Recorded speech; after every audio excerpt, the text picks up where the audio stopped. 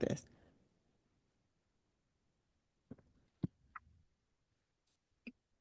All right. Are we starting? We are. I am so excited to learn more about cognitive learning. Um, Mr. Grimes will be joining us later. This is again class in session with Dr. Stevens. And Mr. Grimes is going to be joining us later. But his wife was saying that you are smarter than he and I, which I have no comment on. Oh, okay. Saying you were carrying the conversation, and I'm going to leave that as it is. So, But so then if we're going to be a discussion group, then she's right. We probably need to study the topics a week ahead of time. So all of us can study the topics, study the topic and have a fuller conversation. so it sounds like you're saying you know it, and Mr. Grimes knows it, and I'm the anchor. No, no, I think that we are all equally smart and we are contributing to the conversation. I might be guiding the conversation, but I think we're all contributing to the conversation. Hello, Mr. Grimes. Hello, how y'all doing? Oh, there he is. How I you doing, told sir? I told on your wife. You go what? I told on your wife. She basically said that you guys need to study up so y'all can be a part. Yeah, she said. She said, And I said, "Who's that smart lady?" I I said, said, I said the two of you all know the information. Obviously, I don't. So I'm the one that's dragging the conversation down. "Let's But not do that." I am the person that makes everybody who doesn't know not feel ashamed. So I'm asking the questions that everybody else is going, what? I'm asking it. So I am secure in my ignorance. But I do want to know what we're learning about today. What what aspects of cognitive learning or cognitive development are we reviewing today? So the name of the show itself is how popular culture can have an effect on human development, and and as you know, popular culture has now been put on a high octane engine with social media and with devices that are in the hands of children very young, so they have access to information probably before their developmental stage understands what it is, which is why in the last session I expressed how important it is to pay attention to those parental controls and how important it is to really help guide our teenagers, or really the developmental stage that's between 18 and 30. And yes, we should still be guiding our children at age 30. I know that sounds Mhm. crazy, but the human brain does not stop developing until you're 35.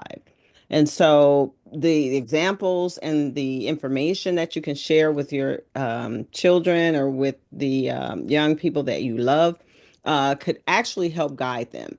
So, we always use Eric Erickson's psychosocial stages for our indicators for human development. And so the school age is age 7 to 11, adolescence is age 12 to 18, and that's when you are really strongly developing your identity and your role in the world. And that's also a time where young people get confused. And so we're going to talk about how social media and the way popular culture now is making sure their engine is the use of um, of electronics. So that's the engine, and then early adulthood is you're really trying to figure out those relationships. So in the adolescent years, 12 to 18, you're creating your identity, you're connecting to things that make you you. the people, the places, and the things. Now, early adulthood is 19 to 29. And in the early adulthood, you're figuring out the relationships and whether or not you should isolate here or, be closer in this relationship. Um, the next stage after that is middle age, and that's 30 to 64, and that's the age that we're in. So that in that stage, you have figured a lot of things out, and so you pretty much know what you can contribute to society, and you're stable in the people and the places that you want to be. But we're going to focus on the school years, the adolescent years, and early adulthood, which are more than likely going to be shaped by some of those messages that comes through popular culture through the vehicle of social media. Okay. Okay, so the two theories that we're going to study with Eric Erickson's psychosocial stages, we're going to study the stages of moral development by Lawrence Kohlberg. And Lawrence Kohlberg basically used the stages to to to use indicators for social development, and I'll talk about that after we also talk about Vygotsky. So Lev Vygotsky is his is a social cultural theory. So in his there are also stages. So a child starts with the um, what they can do now. The things that they learn through seeing and touching, and the things in the Erickson's human developmental stage. And then there's we focus on the zone of proximal because the proximal development, because that's the stage where you need someone's guidance to help you through it.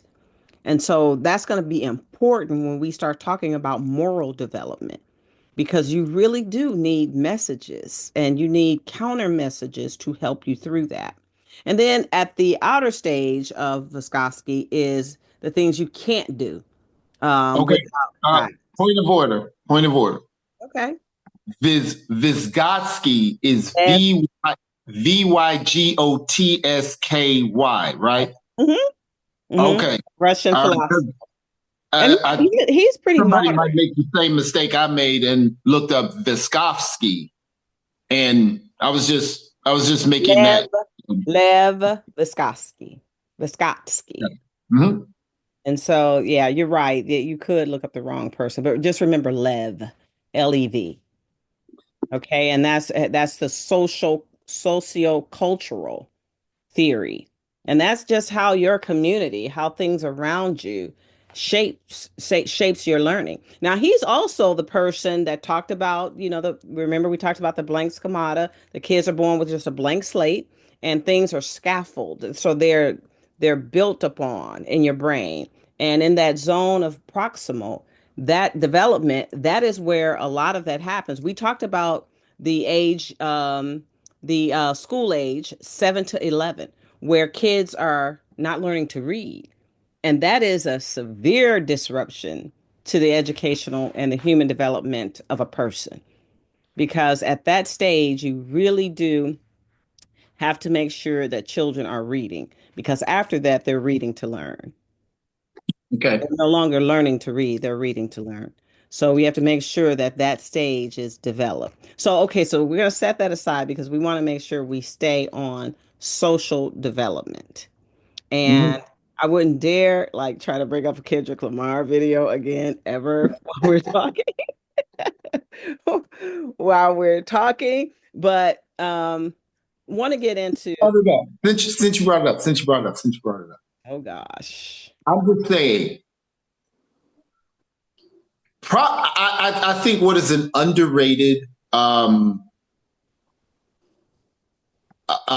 depiction of the Black experience in hip hop, "Shut Them Down" by Public Enemy. If you read the words to it, and these guys were teenagers when they did that, they're actually describing the Middle Passage and connecting it to the current legal system. So everybody's acting like what Kendrick Lamar did was so new. No, 911's a joke in your town. Chuck D and favorite Yeah, black. but that really wasn't their best. I'm a public enemyologist, and that was not their best. Oh But gosh, good. I see, mean, I'm talking Pulitzer worthy wordsmanship and thought and to but okay, create. so that was pre-gangster rap, and rap really has some great messages. When it first started Gangster out. rap does. Mm, okay.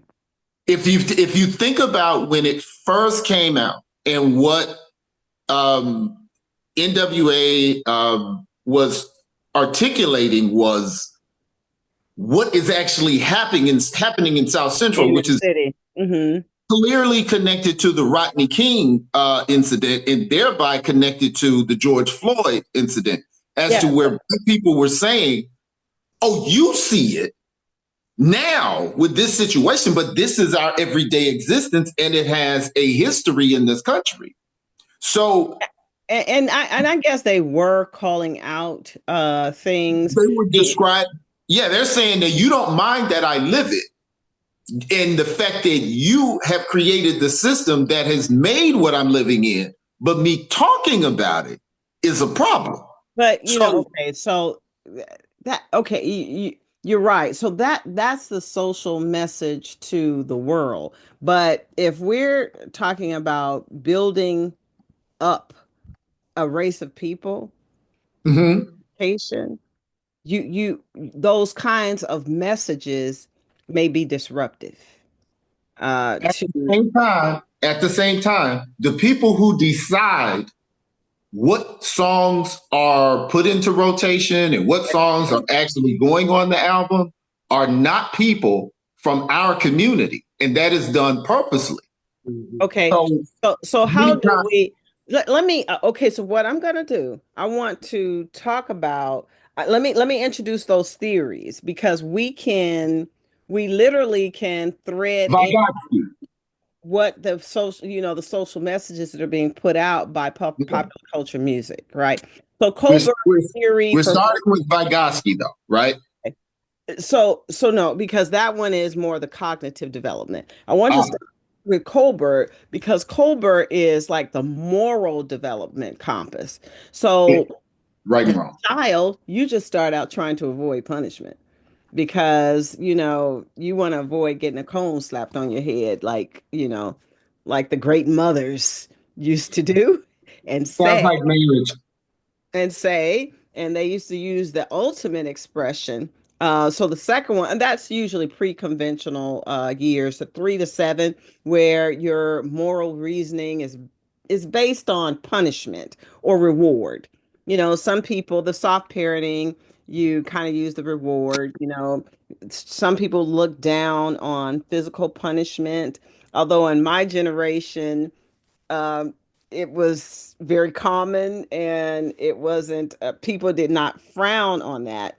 As a matter of fact, the ultimate expression was, I brought you into this world and I will take you out.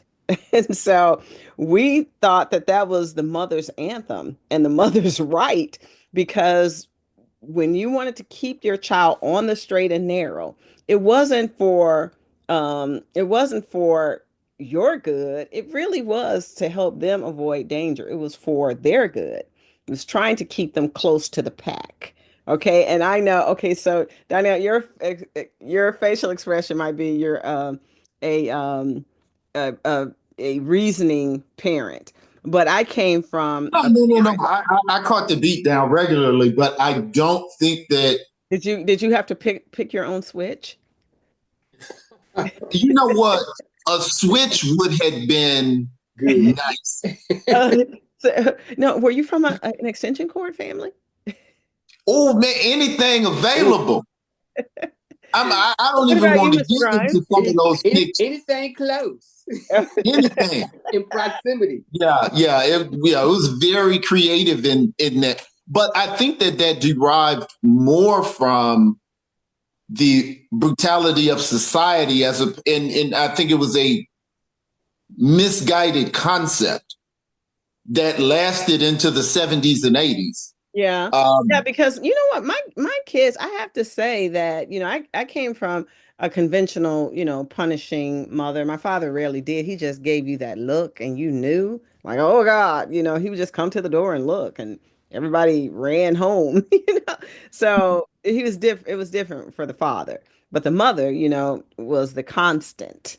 And you're like, no, now my I mother was a very sweet lady, a very nurturing, like she was the best when it came to picking to babysitting, local kids so their moms can work. She was like the best. Like I can't say more. At her celebration of life, it was determined that she influenced about 20 kids. They all got degrees. It was like amazing. Like the nice. foundation that she get. But she was a switcher. She was she would switch It's you a switcher. up. But I think that I want to go back to what you said before, Dr. Steve. I think growing up, well, I'll take my parents for example. My parents were both born in 1928, Mm, so I'm really only maybe three generations removed from slavery. mm. So They were definitely old school. the context in which punishment was given was really based upon protection and knowing where the boundaries are. That's for black families, for black children, Yes. that it was more to protect you from getting away Yeah, from the fact. exactly right. Because I wasn't necessarily concerned with the police as opposed to my mom and dad. Because because Isn't they there taught me, room? huh? Isn't there room that that was a the tradition of controlling black people by violence has been the custom in North America since colonialism. Yes. Yeah, but you're talking about parenting. You're confusing it Yeah. with parenting, because if a parent wants you to develop morally correct. A And we still do, but and we don't want our kids to develop less. But we've parent, learned that the body and fender work is that's just not you don't that it's as odd as saying you can beat your children because you want them to do better, but if you beat your wife because you want her to do better, that's abuse. It well, doesn't it make sense depends because either your way. wife could be bigger than you and she could beat you back. Okay, but So, I understand, so but you you might get not that. want to use that one. I know, but I'm saying you get that I'm making a serious point. If you're a woman beating your husband, if you're a husband beating your woman, that is abuse, Well, right? see, In our minds, there is no. those are adults who should have already cycled through the Yeah. developmental stages. So they should, when you're trying to teach a child, so at the age of 3 to 7, they're just reasoning. They're not even Okay. at the age of reason. Okay. After 7, you're at the age of reason where you have enough information that you can determine right from wrong. Now, here's Okay. what could happen to some adults Okay. on the spectrum. They can get affected by adverse childhood experiences like severe beatings or witnessing their mom being beaten by their dad or witnessing two drug addicted parents or one drug addicted parents, and then their moral compass gets confused and unstable. So at the pre-conventional stages, you're going through avoiding punishment and maybe getting rewards. And then, you get to the self-interest level where you're like, I'm going to be good because, I want to get more stuff. And then that this is how I get more stuff. So you go Right. to the conventional stage from 8 to 13 when you have a level of reasoning. And so you develop that good girl or good boy attitude. You wanted to. Where does beat down stop? You're saying that the beat down is appropriate at some point. No, I prefer that you don't have to do the beat down. I'd prefer that. But Why is it when Dr. Stevens says it is right? When Dr. Bolton said it, it was wrong. no, I said, you're not wrong. I didn't say you were wrong. Now listen, now there might be times where you have to. There are some rambunctious kids that just they're just too much for, like, I saw a little boy dart from his parents and run directly out into traffic. Traffic. Mm-hmm. Let him get hit. Directly out into, and by the grace, Let him get hit. He no, by won't. the He grace won't of do it God, again. he was not hit. But my thing is, there are sometimes some things that you have to do to get a child in check when it's life threatening like that. I got you. I Mhm. got you. But what I'm And saying is, have you ever just laid back in the cut, a child that was kind of a bully, and you laid back in the cut and let him get a hold of the right one, and the right mhm, Mm-hmm. one shocked yeah, them back into reality, and you kind of yeah. delay breaking it up because they just kind of need to learn that lesson. But So, I want to. I just wanted to be clear that in that what we're saying in the scope of parenting, that violence in parenting, we're talking like we used to get corporal punishment. That's the nice way. We used to get corporal punishment for in having a bad school, report. in school, We right, used which to, was just wrong. yes, we used to get a corporal punishment for not cleaning up, doing what was assigned. Well, Um, in school, there was it this was a learning tool. of adults. There was this trust of adults that first, that they had a solid moral compass, and that they were, reasonable and not and trustworthy. Which, in hindsight, when I look back on that, like, people had too many problems to physically chastise other people's kids, and so I don't believe in that. I don't quite know about that because I do think some of those things were really, really good.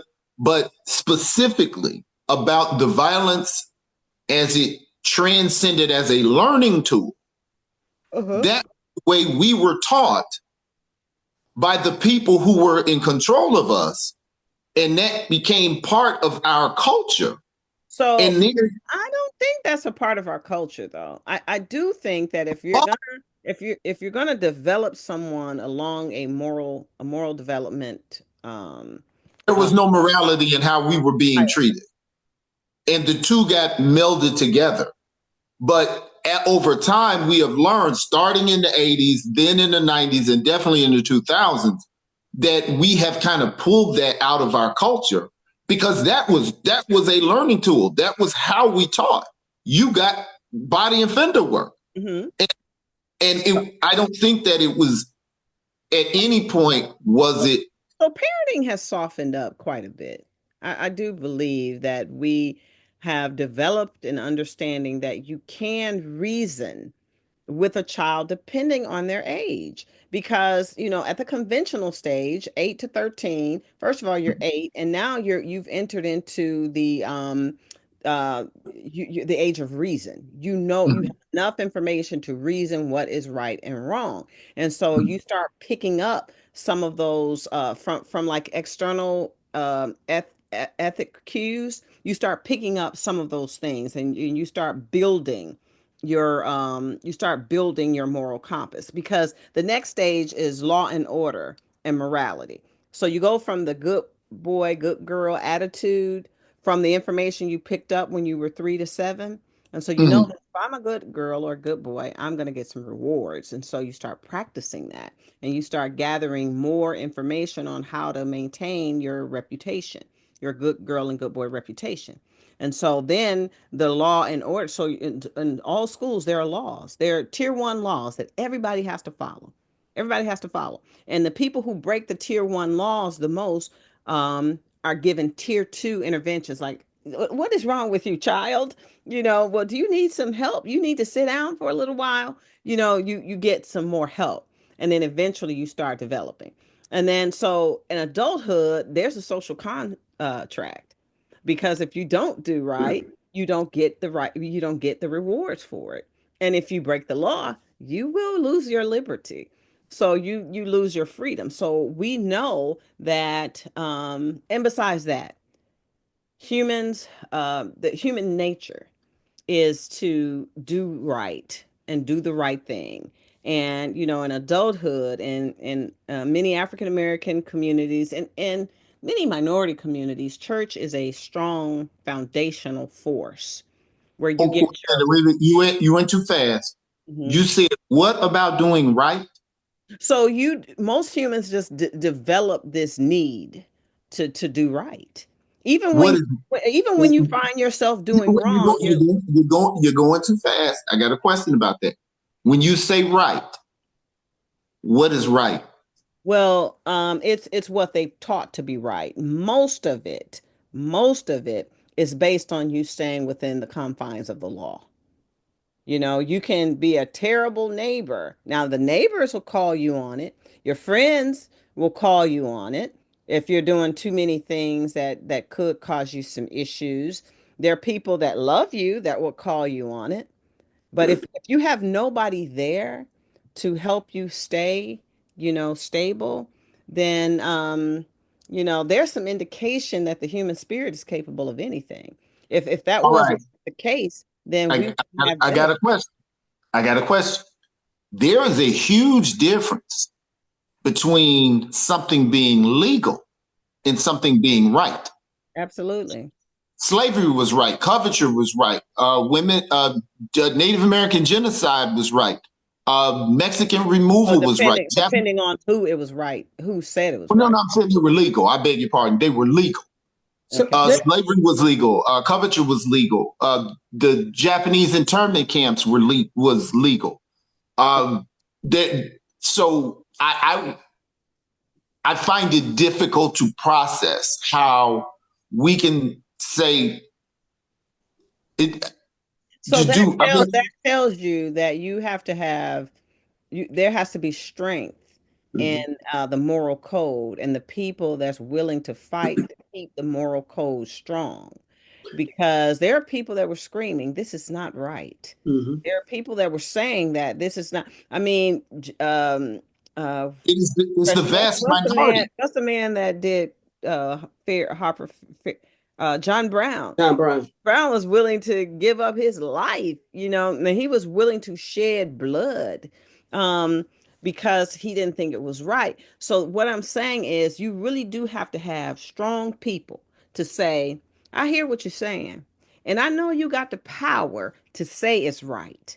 And I know Well, you got your reasons to say mhm, it's right, but mhm. you are dead wrong. And But that's John it. Brown, And we John keep Brown, interrupting Mr. Grimes. John Brown, Thaddeus Stevens, um, uh, some Charles Sumner. Mhm. Those Desmond were Tutu. those were huge exceptions to the rule. Those were the Right. 5%. The bulk of the people in the formation of our country has only cared about right or wrong for them. So I can't Oh, you know profit. what? And the words of Margaret Mead, it really always only takes those exceptions to the rule to make sure that our moral compass gets back on track. It Yes, really only takes. I think it boils down. I had this conversation with my kids, in terms of what they feel is right versus correct. Because the things are not things they may consider to be right are not correct, and the things they consider to be correct really are not right. So it boils down to somewhat of a bias, right? So we deal with complicit biases, groupthink, these types of things, which are established by the main moral compass of the society or the environment in which they live. But the dilemma comes in where you think something is right, but it's really not correct to do it. But because we bought into what we think to be right is correct, and it may not. So that's where we have a conflict between things that are morally right and correct within our society, because it doesn't always benefit those individuals who are in the society. Especially, it doesn't benefit the marginalized group of folks or minority groups of individuals. So they get pushed out to the side because we hear the voices, right? So we develop a sense of dissonance, knowing that the way they're treated isn't right, but we go along anyway. We're complicit anyway, even if we look like those individuals whose voices are not being heard, because it's the right thing. We think it's the right thing to do. So we go along to get along. So I like I want to transition into why social media and popular culture can throw off the moral development Yes. of youth. And we said we're going to focus on 7 to 11, and let me see, we're focused on Eric Erickson's the school age 7 to 11, adolescent 12 to 18, and early adulthood, right?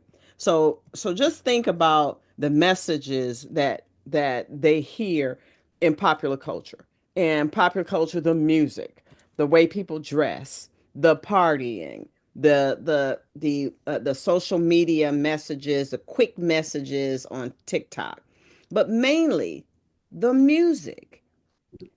We learn through mnemonics. Mhm. Mnemonics is like this rhythm that you can sing something and you'll remember it. Well, of course, you know why? Now I got to do this. Why does everybody in the world almost know the song "They're Not Like Us"? Because it is a catchy phrase, and it is has been branded and seared into somebody's head. So just think of little kids, bend it over, let it breathe, like that. Those are rhythmic messages that are repeated over and over and over again, and not only verbally, but then they'll show you a video visually where they're showing you how it's done. So a child who is at the pre-conventional stage will get these mixed messages of what is right and wrong before they can even reason what's right and wrong, because they're seeing it through this flow, constant flow of messaging and constant access to electronic media.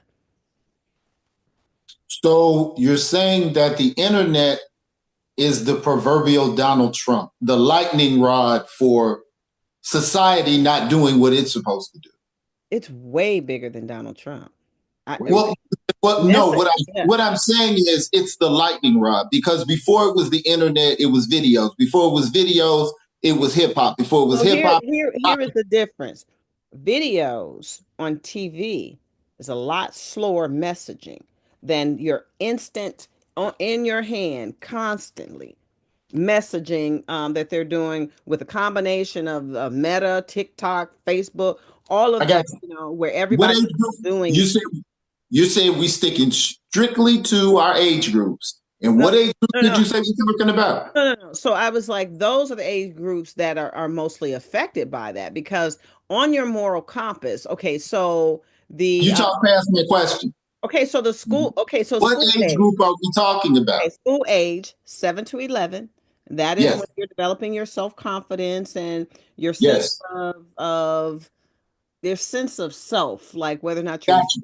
I got you. okay, We talking adolescence, 7 to 11, adolescence 12 to 18, that's when you're 12 developing to 18. identity. Early adult Okay. 19 to 29. All That's when right. you're getting So into so the relation. there's a cutoff because if I do a higher effort of supervision from 7 to let's say 16, because 16 you can go and enter into a contract to get your own phone. Mm-hmm. Again, we are talking about the job of society being pawned off on something else being the problem, as opposed to if you have a phone at 7, that's because I gave it to you. If you are not monitored in what you're looking at, that's because I'm not monitoring it. The internet is only a reflection of society, and society is lazy parenting and bad messages. But it's almost like we create these straw men or boogeymen to excuse the fact that our society is poor. We Well, say our leadership is poor, but it's not. Our leadership is a reflection of us. It's that this bad person got in charge. No, we are a wicked society, and our leadership reflects it. okay, Our internet, so we have to focus on the messaging. What can we do to first stop children from intersecting with information that they are not knowledgeable, morally knowledgeable enough to choose right from wrong. Because if you continue to allow 6 and 7 year olds to listen to bend it over, what they will believe that that's normal. And I got some as pretty and as sparkly and as gorgeous as she can be. If you are letting your children watch Beyonce's hair flow in the breeze and riding horses and listen, that stuff is too advanced for them socially. Now you can love them, you can love these artists as much as you want to, that's fine. But we have to protect our children from the messaging before they are knowledgeable enough to determine what's right and what's wrong. So, what is it that, because I agree that the issue is in the parenting. The only thing that I think is hitting that this conversation can hit people's ears as is the problem is social media. The problem is Beyonce. The problem No, they're is not the whatever. problem because they get to The sell their problem is wares. us as parents. It's the management of the information. So these people get to blurt out and splurge out whatever they want they can sell. Some can sell it for millions and millions. Some can Okay. sell it for a couple of hundred. I mean, they get to do that. But if you understand how a child will develop morally, you will do the things that you need to do to help that child progress through the spectrum. And that is, initially knowing right from wrong, avoiding punishment, getting reward, self-interest. How do I get myself labeled as a good person? Good good boy attitude. Well, I'm going to be good and I'm going to be good, a good girl, a good boy all the time because I know these rewards are there. Law and order, you start knowing what's right and wrong out there in the society. And so you know how to follow that. The issue also is that we've had a generation of children that have intersected with social media so much that they are now parents. But there's another thing that I think, I don't want to gloss over this because I think it's highly important, especially when we start talking about the adolescent stage. And that's from a neurological standpoint when we start dealing with the concept of myelination, in which myelination, the myelin sheaths are actually being stripped away from the neurons and making your brain more streamlined. Now, in the process, what's happening is that adolescents begin to think of themselves to be more independent, and they become more independent thinkers. And in the process, they don't look at authority the same way. They look at authority as being a threat, although they know they need it. They look at authority being a That's threat because it interferes with their individuality. And that's also what we're seeing when we're dealing with. We're talking about people or Black people primarily. We're talking about people. Period. And everybody goes through the stages of myelination. What happens is, if there's no moral compass to direct that process, direct that stage, they will constantly be downloaded and parented by things outside of the home, which guides their moral compass, and they begin to believe that these things in social media are the right things to do. Yeah. And they begin to Which will change the overall exactly what is right. accepted and what is not accepted. Exactly right. And that's the problem I think we're facing, is that generationally we look at these kids like they're halfway crazy, but in their minds that is the norm. We begin to normalize a lot of what's on TikTok, a lot of what's on Instagram, a lot of what's on these social media platforms. However, we know that that is not healthy for them because it does not build a healthy culture overall. So, which is why it is good for every parent. I Yes. don't care what learning level you are.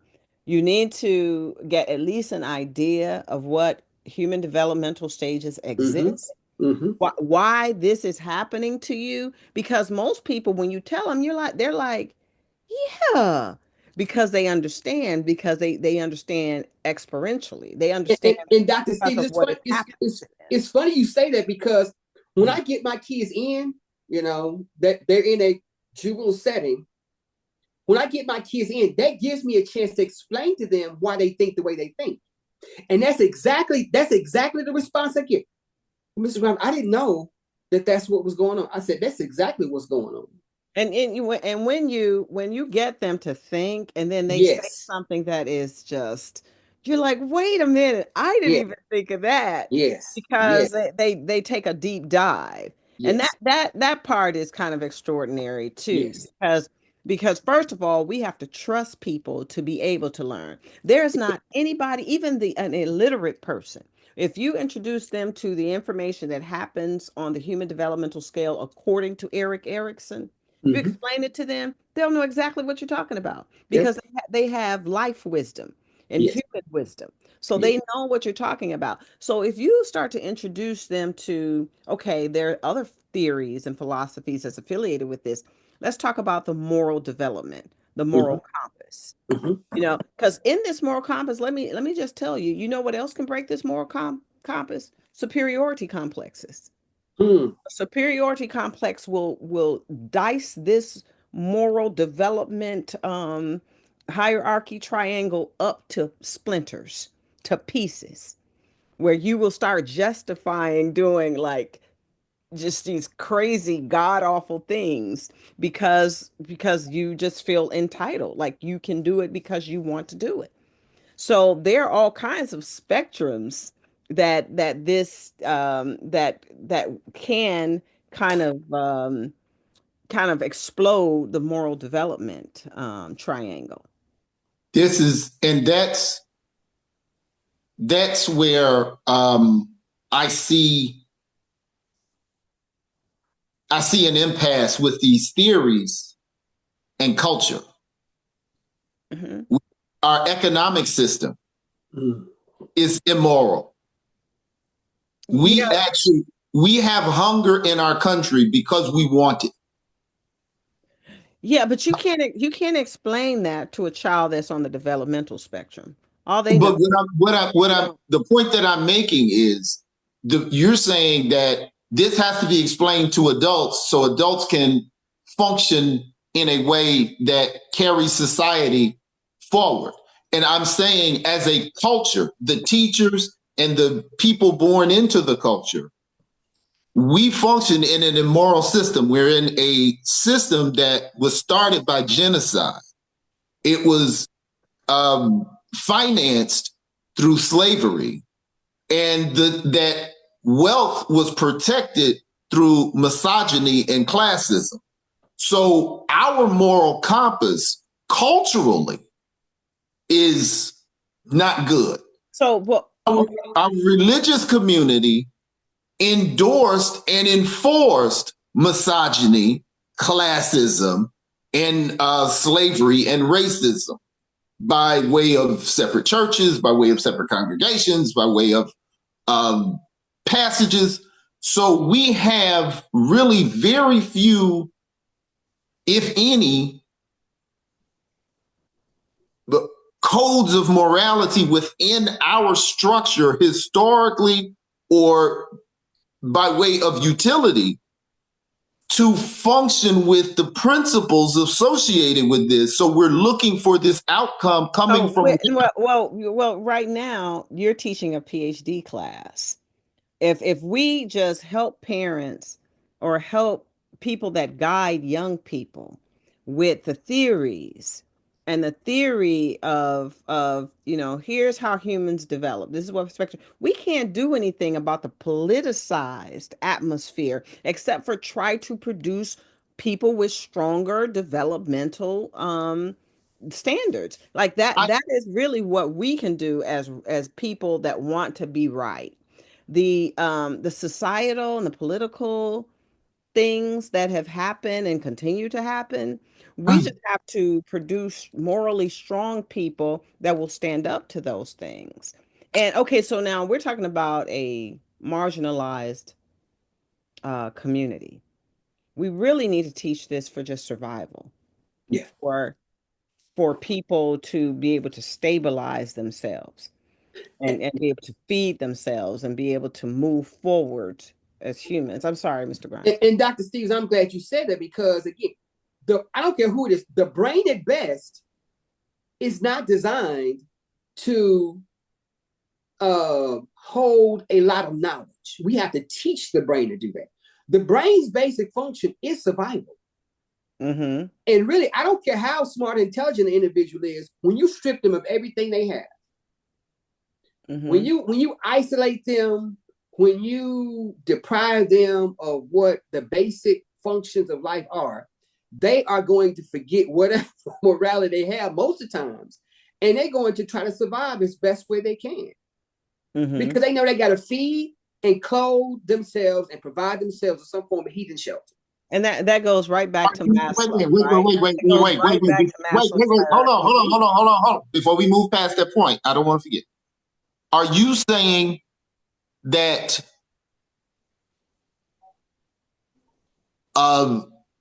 non-moral behavior is rooted in necessity, Mr. Grimes? I'm saying that it's hard to intellectualize morality when I can't eat. Mm-hmm. And when I can't feed myself, and it might lead you to do some things that you don't want to do, like a mother that has to be. Wait a minute, like a mother that has to be a prostitute to feed her children. Let's move slow. Let's move slow. That would be supposing that immoral behavior is bottom up. No. Like, think about Maslow's hierarchy of needs. Remember the first level. The first level was food, shelter. Physiological The level was a sense of security and a consistent place to sleep, eat, and be loved. The next level is acceptance. So to be loved and accepted in a consistent, and you're going to get your basic eating, all of that. That's the three levels before you even get to the level of need to know or self-actualization, where you're at the top of your game. You're trying to survive first. And so if somebody is trying to tell you, and that's why I think that the history of Black Americans and marginalized Americans that were just brilliant people in the face of some serious oppression, how they still muscled through and did the things that they were supposed to do on Bloom's taxonomy. Like that, they still were critical thinkers. They were creators. They were people that could do metacognition, despite the fact that they were being oppressed. Now, that part I'm with. The things that show evidence despite the circumstance. But when we're saying that immoral behavior comes out of necessity, if I don't eat, I'm going to do something immoral to make sure I eat. If I can't take care of my family, I'm going to do something immoral to take care of our family. Most of the immoral systems in our country were created by people who are not worried about the bottom rungs of need. The fact that we have hunger in this country is not because of poor people. It's because of people not to make sure that the reason why we don't have ample housing in this country is a financial answer to that. We have the money to do that. That is a choice that we don't. So what I'm saying is our immorality is top down historically, not bottom up. So to say, if I can't get my basic needs, I'm going to be immoral. That's not consistent with our culture or our history. You know who I love? I love Maya Angelou's expression. When you know better, do better.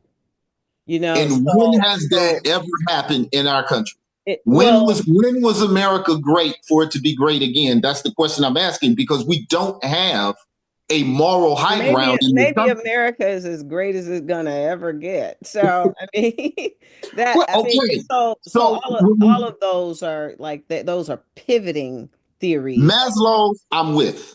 Erik Erikson, I'm with.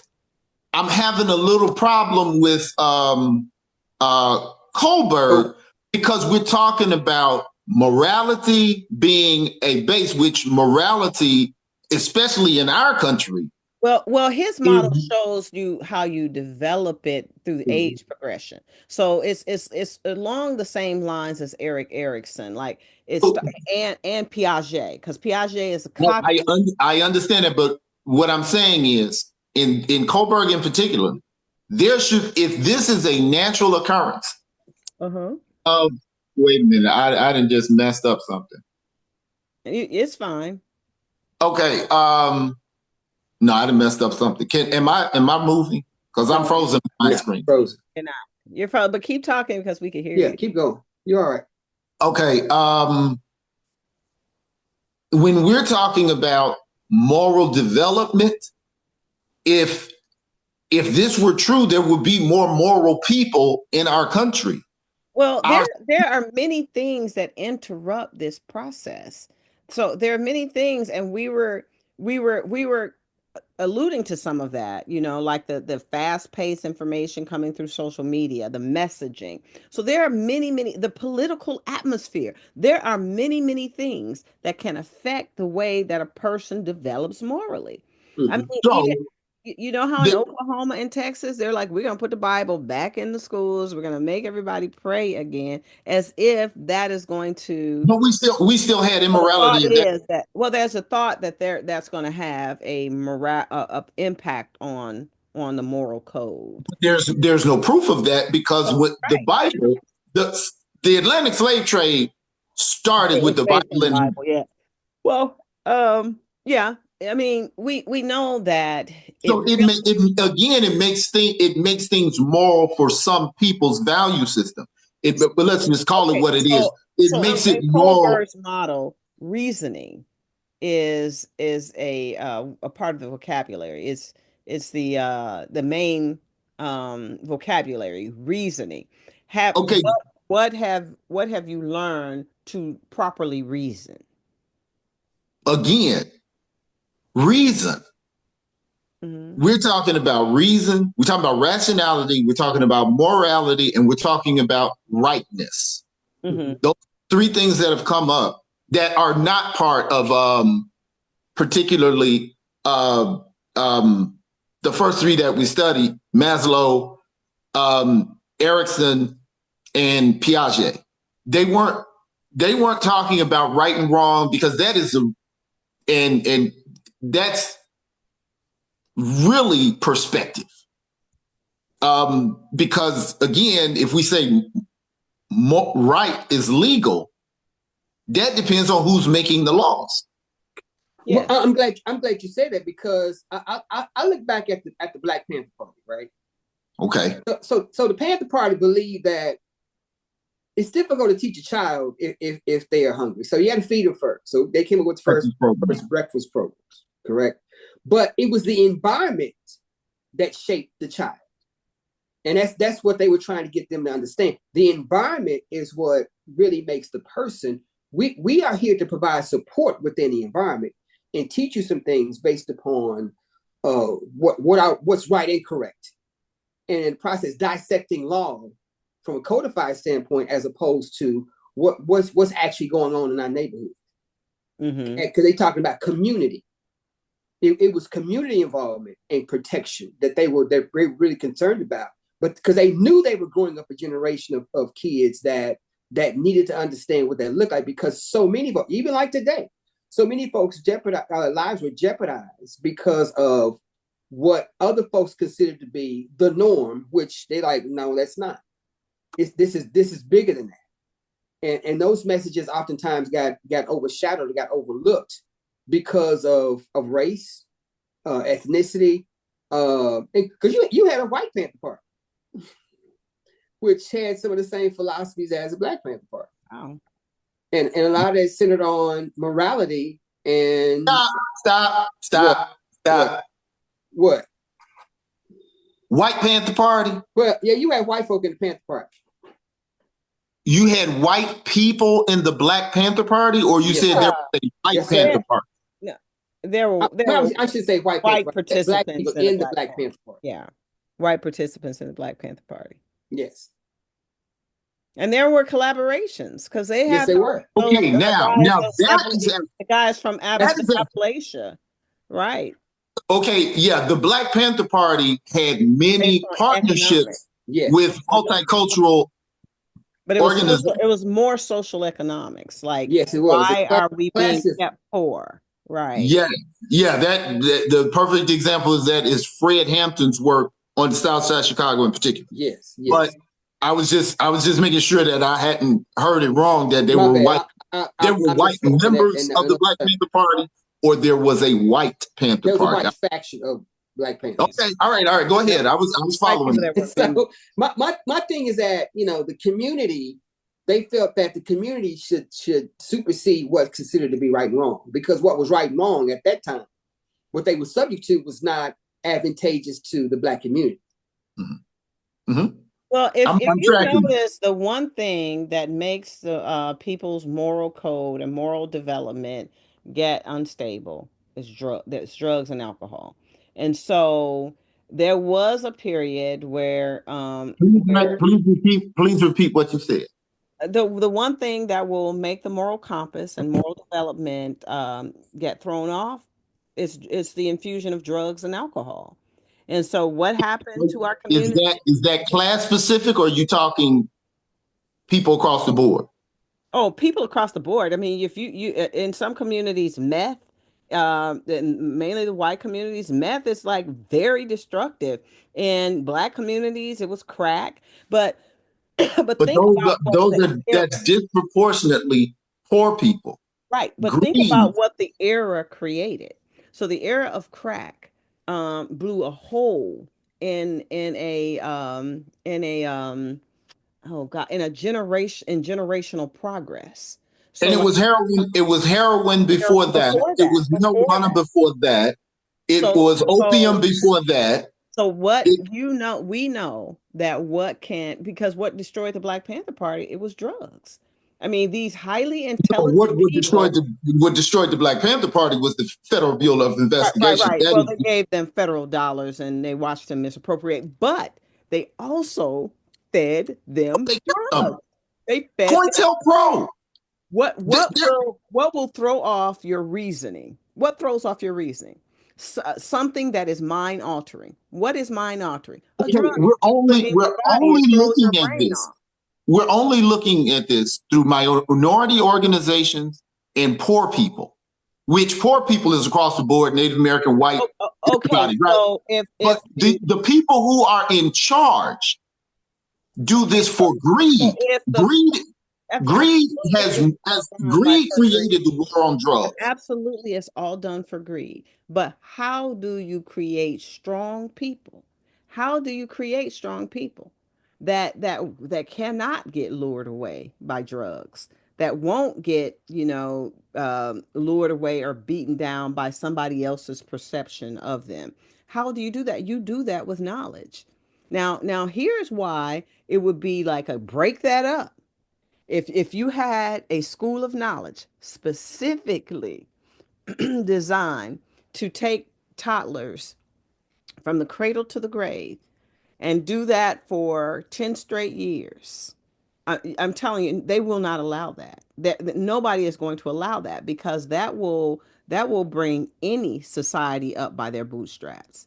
Because these would be strong, cognitive, moral, and human developed people.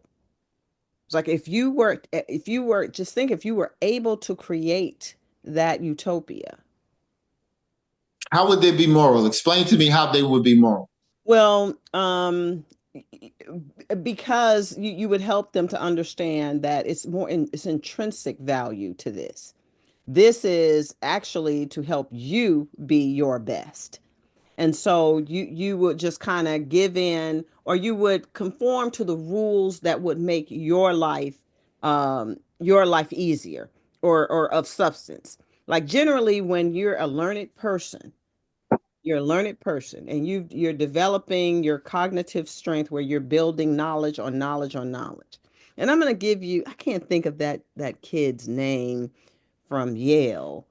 Um, he had these great ideas, but he was born in a community and an environment and this was, I mean, they killed him really over some marijuana. But Yeah. Yeah, he was a mathematician. His father was in jail. He had gotten his father out of And jail. His right, father came back. his brain, he was brilliant. His brain Yes. is cognitive. I mean, you're talking about Bloom's taxonomy. Like he was a critical thinker, but the moral part of that community that he was from. Now he could have decided, I'm just going to live with less. I'm not gonna get. I'm just gonna keep my brain and live with less.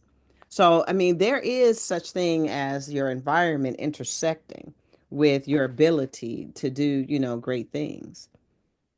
So, and I love this educator named Jeffrey Canada because he believes in the cradle to the grave model, where you teach children from a very young age because he understands all these philosophies.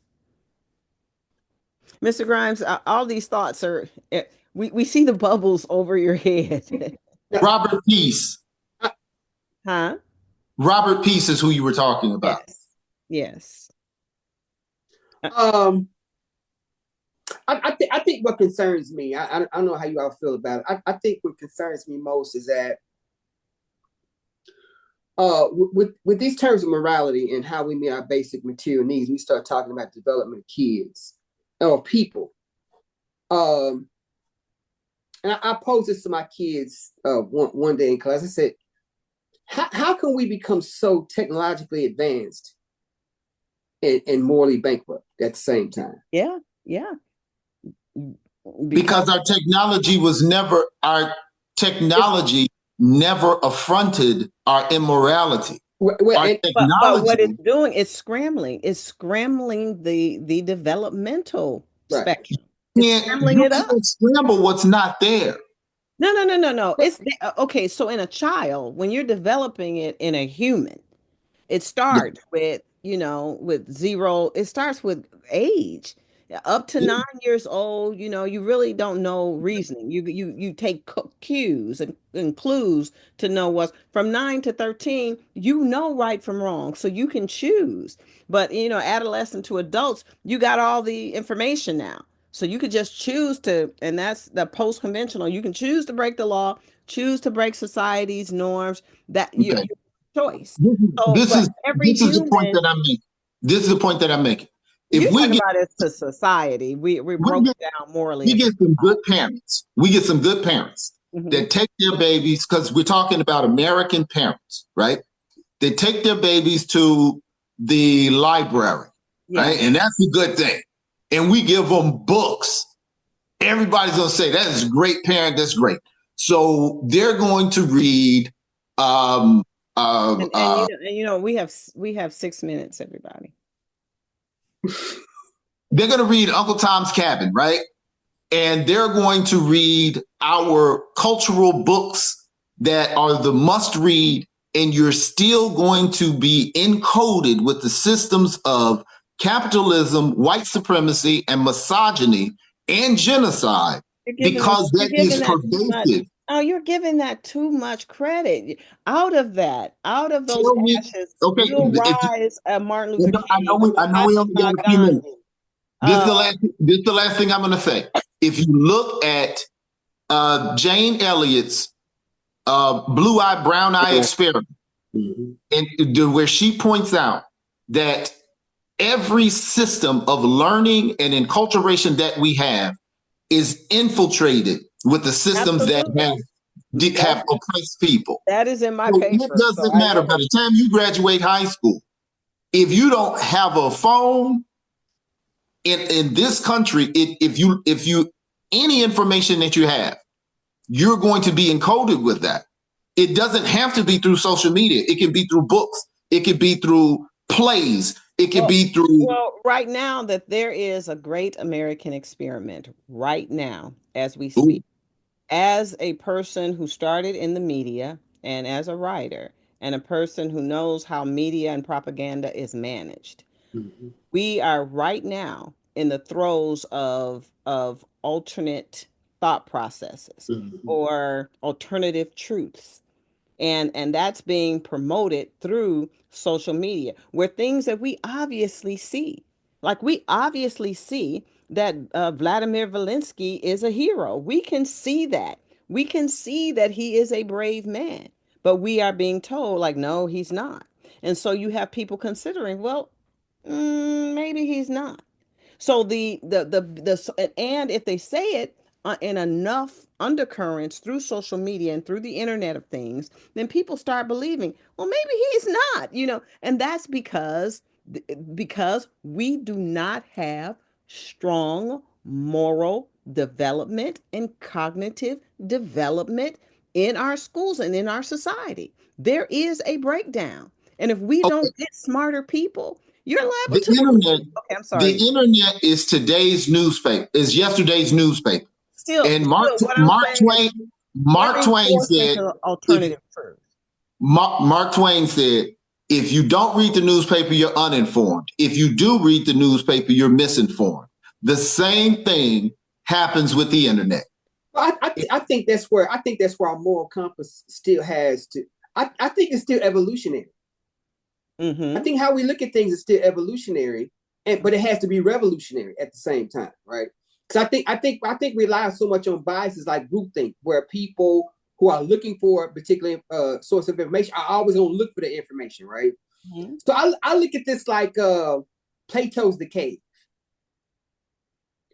Once you come out of the cave and you expose yourself to something new, and then go back and return back to your community to explain that which is new, people, they recognize who you are, but they can't relate to what you're saying Oh, because they wow. haven't experienced the same thing. And I think that's kind of what we're going, where we are in terms of how we look at development of not only the culture, but how we look at development in terms of ourselves. I mean, and we have to end on that. We have to end on that. I don't know if we explained everything that we needed to explain. We are still sticking with Eric Erickson's human developmental stages, social cycle, human developmental stages, and we're introducing other learning theories in the process. Today, we focused on the moral compass and moral development along the human developmental stages. And of course, the great conspirator, Dr. Darnell Bowden, made the whole world a sinful place. Hey, history doesn't change. It does. And Mr. Grimes did give us a different perspective on how we should look at this, but mainly, parents, we are the ones that can get this done for our younger generations, even if they think they know. Mhm. Um, your wisdom, somehow we have to get them to understand that they are currently in a time machine when they talk to you, that they are actually able to determine their future through your past and the things that you can explain to them through what you've learned and already experienced. They can apply that to their future, so they literally have access to a time machine. It is. And that's all I got to say about that. Very well put. All right, Forrest. Excellent job, team. Excellent job. So I'm sure we'll be getting this up in about 3 or 4 months. I'm going to send it right now. I'm not going to edit anything. No, do you? I'm going to send it right, and then I'll try to edit it. So Sounds good. there's some history, Mr. Grimes. I used to be a radio and television teacher.